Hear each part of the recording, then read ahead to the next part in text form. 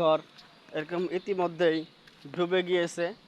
তারা আশ্রয়স্থল স্বরূপ এরকমভাবে মালিজিকান্দা 7 নং মালিজিকান্দা ইউনিয়ন পরিষদ ভবনে আশ্রয় গ্রহণ করেছে।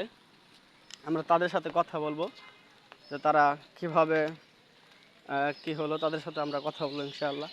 দেখুন তারা এরকমভাবে তাদের প্রয়োজনীয় যা কিছু রয়েছে তারা তা নিয়ে এরকমভাবে আমাদের 7 নং মালিজিকান্দা ইউনিয়ন পরিষদ কমপ্লেক্স ভবনে তারা আশ্রয় গ্রহণ করেছে এবং তাদের গবাদি পশুগুলো এরকমভাবে নিয়ে আশ্রয়স্থলে নিয়ে এসেছে তারা, আমরা দেখতে পাচ্ছি।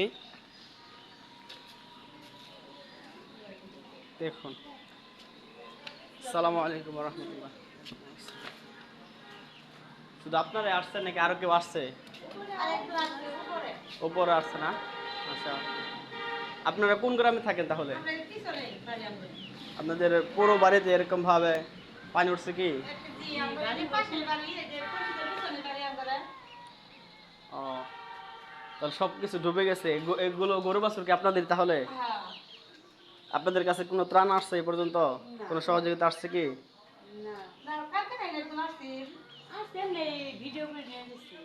ভিডিও করে নিয়ে আসতে, তাই না? আচ্ছা, আজকে অনেক আমাদের ঢাকা থেকে ত্রাণ আসবে। আমরা ইতিমধ্যে খবর পেয়েছি যে আজ সুন্নাহ ফাউন্ডেশন থেকে লোকজন আসবে আজকে ত্রাণ নিয়ে আপনাদেরকে দিবে ইনশাআল্লাহ। এবং যারা আরও যাদের এরকমভাবে ক্ষয়ক্ষতি হয়েছে এরকম তাদেরকেও দিবে।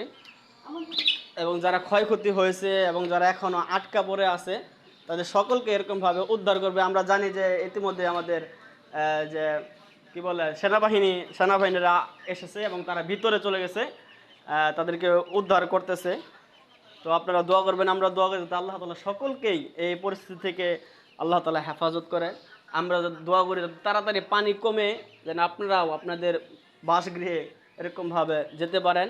এবং যারা শেরপুরের বাহিরে যারা আছেন তাদেরকে আমরা বলবো যে আপনারা যদি এরকমভাবে ত্রাণ নিয়ে আসতে চান তাহলে এরকমভাবে এদিকে শেরপুর শহর থেকে ঢুকে এরকমভাবে ঝিনাইগাতি রুটে আপনারা এরকম সরাসরি চলে আসবেন।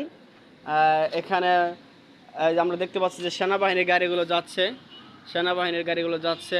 তারা এরকমভাবে আরও উত্তরে চলে গিয়েছিল, ওদিকে আরও ভয়াবহ অবস্থা যেহেতু ওদিকে নদী রয়েছে কাছেই।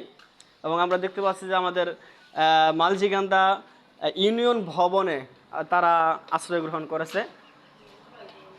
এবং আমরা দোয়া করি যে আল্লাহ তাআলা এখান থেকে এই পরিস্থিতি থেকে সকলকে যেন এরকমভাবে হেফাজতে রাখেন। আল্লাহ তাআলা অতি দ্রুত যেন পানিকে কমিয়ে দিয়ে সবাইকে তাদের বাসগৃহে যাওয়ার জন্য তৌফিক দান করেন, আমিন। আসসালামু আলাইকুম ওয়া রাহমাতুল্লাহি ওয়া বারাকাতুহু।